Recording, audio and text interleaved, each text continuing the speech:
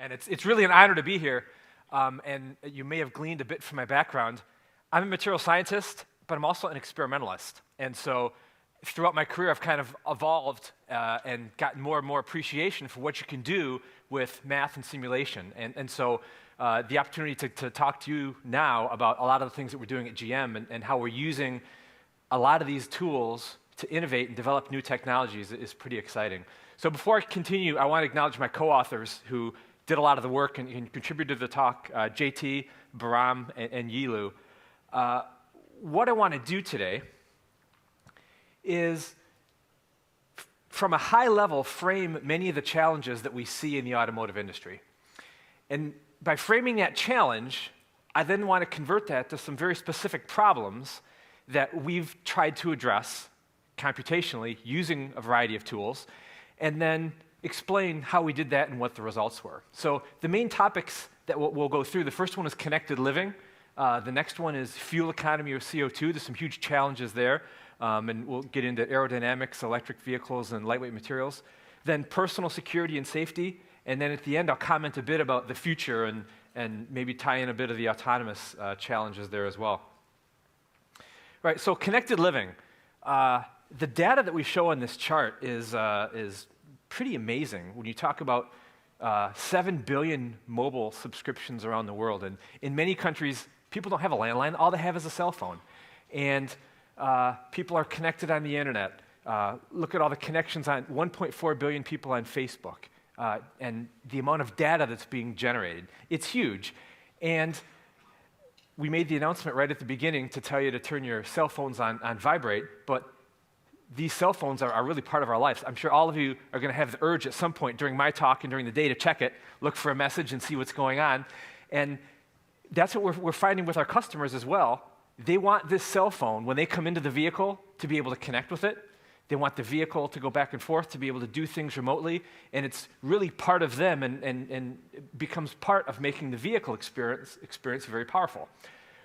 One of the challenges that we face here, anyone who has a cell phone realizes that they don't always hold a charge very well. And the more and more you ask them to do, sometimes when you're traveling, you tend to lose charge. So one of the first challenges that we face in trying to make a very good connected vehicle and enable this for our customers is to figure out how to help with the charging scenario. So one of the problems that we faced, and the first one that I'll talk about, is wireless charging. So we want to be able to have this phone in the vehicle and charge without overheating. And what you find is that phone overheating in the vehicle, due to where it's set, how hot the vehicle is, really affects its performance, and then people get annoyed, especially because now sometimes people do tracking at night, they don't charge it at night, the car becomes the charging station. So we looked at a number of different scenarios of where people could have or where they could charge their phones, and there's 3 of them that are shown here, in the armrest there in the center console, vertical implementation, and then in a bin that sometimes can be hidden away. So what we did with the CFD group in my lab was look at what are the different configurations and how can we try and improve the charging situation for these phones. So the first one was to look at passive cooling. And in this one, setting in the armrest, it's how do we make sure we have the right air gap, the right configuration around that phone to enable cooling so that it don't get overheating. So we use tools to develop the right air gap, how high, what the geometry of the bumps on the rubber mat that that's setting on, to try and optimize that cooling so we wouldn't have a overheating situation. And then the more complex problem was to look, all right, in some of these bins where we may not have that opportunity or the phone's sitting flush or in direct sunlight, how could I use air from the HVAC system to try and enable some of this cooling? And so we use CFD models to try and determine how I could move air from the HVAC to the storage bin or to the place where the phone is going to sit, use that air, try and optimize the cooling over the phone, and the result was we got a pretty significant improvement in charge times during extremes in temperatures on both ends. It increased the customer acceptance for this so that they actually want a wireless charge and have it work. and allowed us to provide the first integrated dual protocol wireless charging system. So it's pretty exciting. And so this is something in the lab, you do the computation, you don't have to do all these configurations live, and I'm able to come up with a solution that the customer really sees. And that's what you see with a lot of these things. Historically, a lot of the modeling we do may be on body structures and other things where the customer, maybe they feel a little bit of vibration, but they don't really see how the deck lid performs or how other things perform. Now we're really using these tools to do things that the customer sees right away and really have a big impact there. All right? One of the big challenges that we're going to face in the industry is the CAFE regulations, the fuel economy CO2 regulations that we're going to see in the future. So this is an example of, in 2025, how you translate those regulations to either CO2 or fuel economy. And you could see for a mid-sized car, people often talk about 55 miles per gallon is where we need to get in the future. It really varies with the type of vehicle, but you could see for smaller segment cars, you might actually need over 60 miles per gallon. And for trucks and SUVs, you're talking in the 30 to 40 range. So pretty significant improvements in fuel economy. So the question is, how do you get there? And you don't really get there by just doing one thing. There's a number of factors that roll in, from low rolling resistance tires to light weighting to aerodynamics to electrification. And so in all of these areas, we're using a variety of math tools to try and enable us to get there. So the first one I'll talk about is electrification. And there's been a pretty strong push over the past few years to try and extend the range of these vehicles. Tesla's been working on a vehicle that's coming out here soon, and people are committing to buy. GM's going to have the Bolt. We're going to hopefully beat them out in the marketplace with that. And try and get this high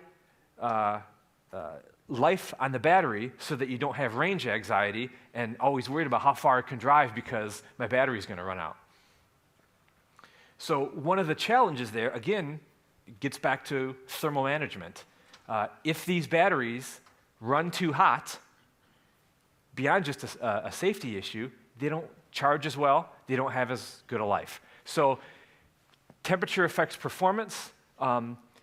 There's some very strong requirements on where we need to be from a cooling perspective. What are the allowable temperature limits? You need to be between 25 and 35 C to run these optimally. And you also want to have a very small gradient across the batteries and to try and make them perform to their peak ability. And excuse me, this gets into one of the themes that I'll talk about. In order to solve a problem like this, you've got to consider a number of factors. So electrochemistry. You need to understand how that reaction occurs, how it gives off heat, and basically how that cycles back and forth. Heat transfer, fluid flow. I need to understand something about all the materials that I'm making this battery pack out of to look at conductivity, heat capacity, all of those things. I need to comprehend all of these models as I build up a battery pack from the electrodes to the cell to a module to these cooling channels to build the whole pack. I need to comprehend all of these things, and so I can't just use one model. I need to integrate a number of models. And so this integration of multiple different models through some optimization scheme becomes a very important theme for a lot of the problems that we're trying to solve. And so in this case, we've worked with the Department of Energy and in collaboration with a number of different suppliers, software developers, and others to come up with a tool to model how these batteries heat up and what the thermal performance is. So this gets to another theme. You'll find most companies can't do this stuff by themselves. All right?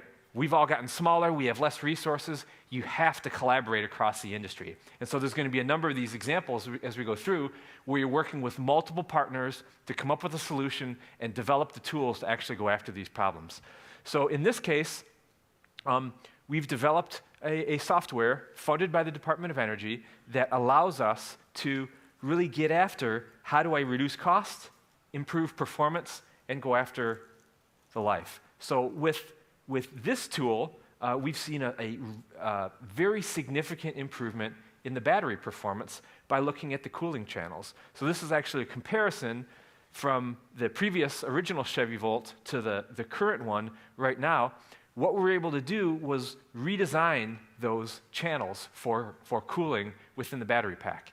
And originally, they were designed with exactly uniform cross-sections, and we tended to have some hot spots and a pretty significant pressure drop as you went across there. This gets to efficiency. If I lose a lot of pressure as I go through, I need to continue to apply that pressure, takes more energy, I don't get my battery as efficient as possible.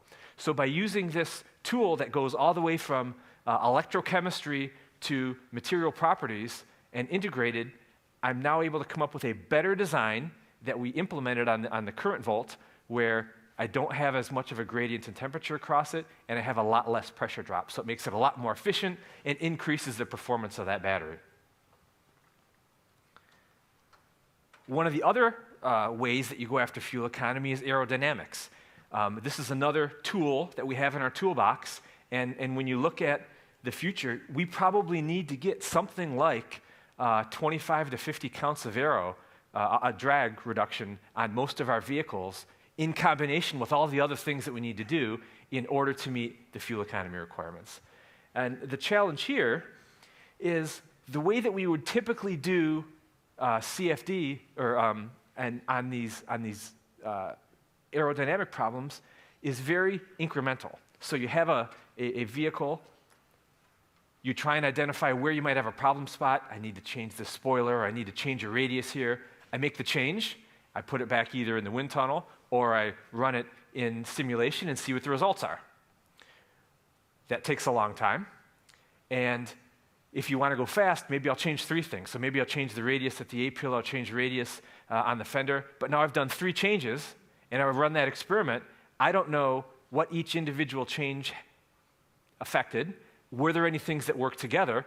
And so this just becomes a very long iterative process. So we've worked on developing this joint method because the CFD methods that we had in the past didn't give diagnostic information, and it's not prescriptive. You just have to make a change, and it's very reactionary. So this new method allows us to combine the design information and the output from it with the CFD to tell us what should we do. And again, this is putting different models together and running it as an optimizer that can now tell me and give me a recommendation as opposed to just a result. So with this methodology, you essentially run it through a solver, and actually you can calculate the shape sensitivity of a number of different features on the vehicle, which is what we couldn't do in the past. Like I said, you would have to make one change, see what it did. Make another change, see what it did. And you could envision that in the future, you might be able to do this and begin to do some things in virtual reality, in other spaces where now I could really take advantage of the tools to see how is airflow, how is that behaving, real-time looking at changes on the vehicle, and go much, much faster here. So this is the kind of results we get with this analysis. I could now look at the vehicle and say, for example, all the areas that are red, these are areas that I need to push outwards to reduce drag, right? The blue areas are the areas that I want to push inward, all right? So now we have this ability to real-time do the analysis, and in multiple locations on the vehicle say, this is what I would do for drag. Now, the next step in something like this is to figure out, how do I combine it with all the other tools that are out there as well, because I have a design community that might say, oh my gosh, you can't make that radius that big, that looks awful. So how do I combine other constraints on top of this, and now also make other changes? You talk about light weighting, you talk about other things. I think there's opportunities for taking some of these tools, integrating them into other multidisciplinary optimization type things, like we do in body structures and others, and now you could have a very big global model that can factor in many more constraints and hopefully get you to another optimized solution. So with this one, we're currently using it for a lot of our vehicles going forward. We're using it to give guidance to engineers and designers. We are seeing significant reduction in how much time we need to spend in the wind tunnel and in CFD. And like I mentioned, trying to figure out how we integrate this with some of the larger optimization packages. All right, so now we're going to get into my wheelhouse, which is lightweight materials. And all of our vehicles are going to have to get lighter in the future. We have to figure out ways to make them lighter. And there's two ways that you go after this. One is you try and be as efficient as possible with all of your designs. I don't want to use more material than I need. I want to use the right gauge. I want to use the right material in the right spot. And that's where a lot of these MDOs that we're already doing are very good at. But in the future, we're likely going to need more and more alternate materials, whether that's aluminum, higher strength steel, magnesium, and elsewhere. And the way that we're trying to accelerate the development of these materials is through computational material science, multiscale modeling. So this is an example, just an illustrative picture of some of the things that we're trying to do. This is a program that I worked on to develop models for high temperature forming of aluminum and magnesium. And the idea is, what could I do at very low length scales to tell me something about the material properties? In this case, we were trying to understand how magnesium intersected with dislocations inside the material at very, very low length scales. Take something about that behavior, move it up to now in the grain scale or the microstructural scale. How does that behave? Then take it into a continuum model that I begin to use for forming analysis and performance, and then ultimately convert that to a vehicle. Now, we don't have the computational power to do how every atom moves within a part. That's just not realistic. But the trick here becomes, what calculation do I need at each length scale to take some critical information, pass it on to that next length scale, so that I can make a better calculation at that point? And that's where we're making a lot of progress. And in this case, we could do some fun experiments where you could actually link the lower length scale stuff, change the magnesium concentration, and understand on the other end, by linking it with things like technical cost models, to say how much would that cost. So I could make a change, see how much impact might that have on the bottom line, and then make a decision about materials. So we're using this tool right now. Again, multiple tools in collaboration. Again, another one of the themes. And in this case, this is a project that's being led out of GM in this kind of word that's been a buzzword in the materials community, integrated computational materials engineering. How do we do multi-scale modeling to try and develop these materials of the future? So there's a very active project on developing the next generation of steels. And we use a lot of MathWork tools here to try and figure out during the experiments what's going on with these different materials that have different phases in them, how those phases deform, as well as trying to parse a lot of the data that we have. And so this is a very powerful tool to try and push the limits and do a lot of this work virtually before we actually have to make these materials, because it's very expensive to make large heats of steel. So if we can do this on the computer, we could really accelerate that development time. All right, so another one of the themes to talk about that's really driving a lot of the work in the industry is personal security. When you talk to a lot of our customers, that's really what they worry about. And especially when you look at the demographics, more than 50% of vehicle purchases are driven by women. And when we survey and look for what is very important, it's I need to be safe, I need my family to be safe, I need to be to understand the vehicle and have it take care of me. So there's a lot of innovation that we're doing there to try and improve the safety, security, and performance of the vehicle. So one of them is in the next generation of crash test dummies. So in the past, the way we've done these simulations is you have a crash model, you run the simulation, and you look at how the dummy's response, and you correlate your results with this conventional crash test dummy. The issue is that this crash test dummy, sorry about that, only gives you some indirect injury measurements. So we have to look at what happens to the head based on something called the HIC, or the head injury criteria, which says something about how heavy it is, what the velocity or deceleration is, and then I correlate that with what the severity of the injury would be. We could measure forces, we could measure chest deflection and some other things, but there's a lot more information that we think we could be able to do with these models in the future. So what we ultimately want to get to are human-like simulation tools. So how do we make the tools that we have for modeling crash and performance much more representative and increase their biofidelity. Right? So again, another theme, we do this in collaboration.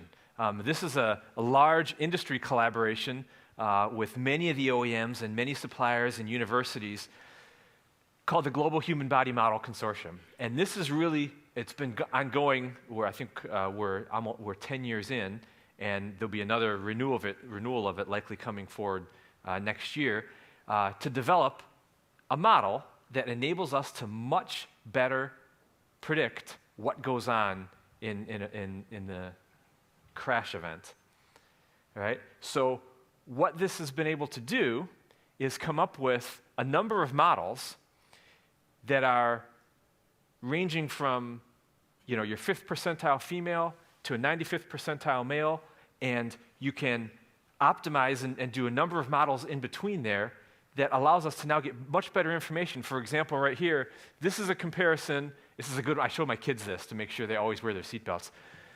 Unbelted passenger versus belted passenger, to look at what are the stresses in the neck and what happens during that event.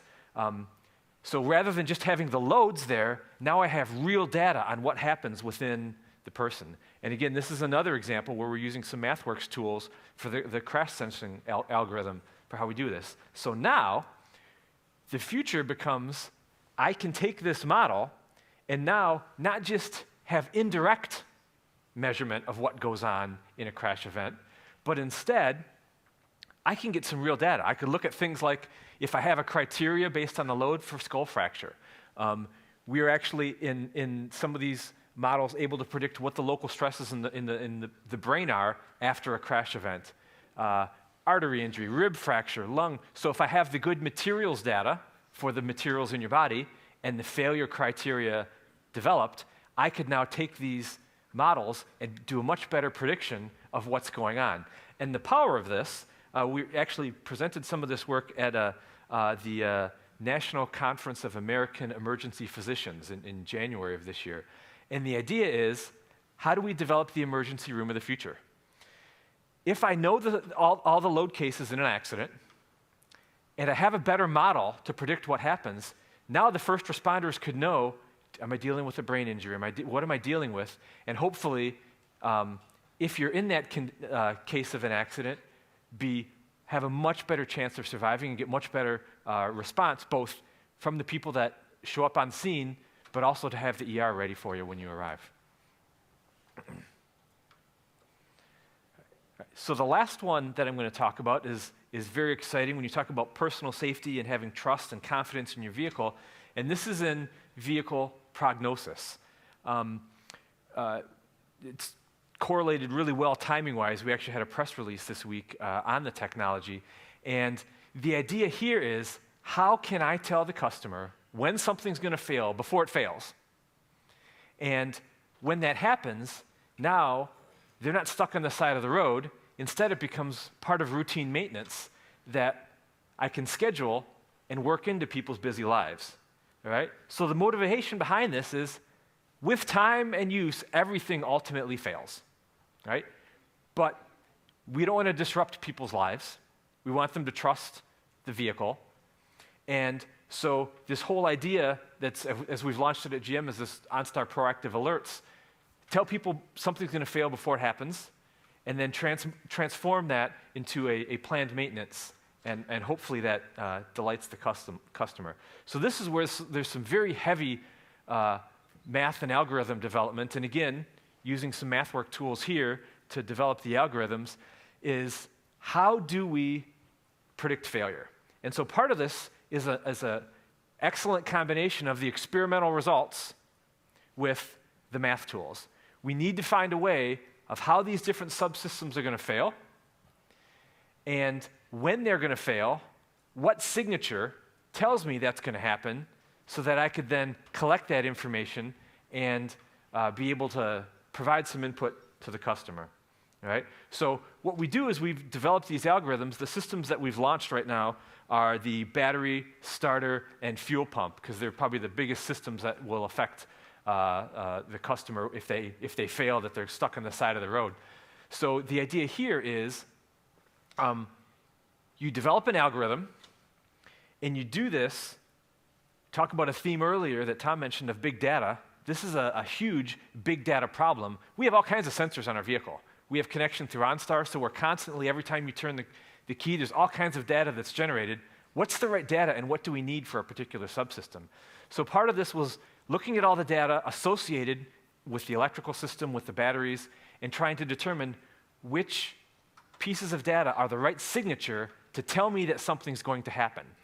And knowing that I could collect all this data, but I don't necessarily want to because I'm going to overload the cloud, what is the right signature that tells me, now I see something's going to happen, now I should probably collect more data from that subsystem so that I could be better about predicting what's going on. And so we developed these models where you could see, for example, on the right-hand side, there's some data with time, and then at some point we see a change, and we're monitoring this remotely on the vehicle, and this tells us, hey, we need to keep an eye on this, and at some point we have some criteria that says we need to go tell the customer. And so before these things get launched for the couple years ahead of time, we're collecting data real time and understanding, for example, just use the kind of standard industry terms, green, yellow, and red, when we're good, when we get to worried a bit about what's going on, and ultimately when we have a problem. So we weren't doing this, but we did it in live and hadn't told the customers, but we're developing this in kind of a soft launch mode. We would just monitor all the warranty data and monitor the data on someone's car and say, all right, we bet that this guy is going to have to go to the dealership soon. And then you'd track it, and sure enough, you'd see at some point things got bad, really bad, and then they had to go to the dealership to change their battery. And then after that happens, performance went back green again. So you do that over and over again to gain confidence that when I launch it, I really will be able to predict when something's going to happen. And we've seen a lot of press that's come out of this, and they've talked about Chevrolet's using Magic Hoodoo or things like that, but it's really just good math models. You come up with good models that you're able to predict, and that's really what we're doing. So just a couple final comments. I know there's a lot of themes this afternoon on autonomous vehicles and how we get ready for that.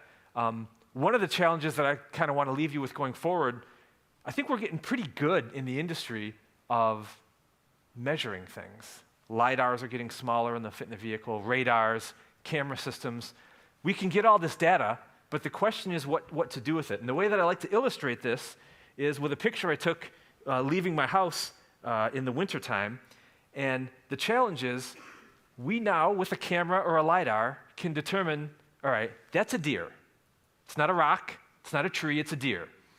The challenge becomes, as a driver, I knew that those deer sitting off to the right-hand side were going to run across the road. So I stopped, and I waited. And then once they crossed the road, I proceeded. How do I get to a point where the computer knows that? So not only can it recognize what it is, but it has some learning, adaptive intelligence that can now predict, I know what that thing that I now have determined what it is going to do. And that's when we could really begin to take the leap to a lot of these autonomous vehicles. And that's the kind of learning and understanding that we're ultimately going to need with a lot of the tools going forward. So to summarize, new math models are driving innovation in a variety of areas. We've really reduced the time to bring a lot of these solutions to the market. Two of the themes that I think are really important going forward, integrating these models, number of models from different areas that need to work together to come up with a solution, and then collaboration. You saw with a lot of the problems that I showed, you can't do it by yourself. You can't do it just as an automaker. We need to work in partnership with others to make this happen. And then, last one that fell off the screen, but the future mobility is going to rely on breakthroughs, model integration, how do we handle big data, and then artificial intelligence and machine learning. So with that, I'll end, and if there's any questions, I'd be happy to entertain them. Thanks again for the opportunity.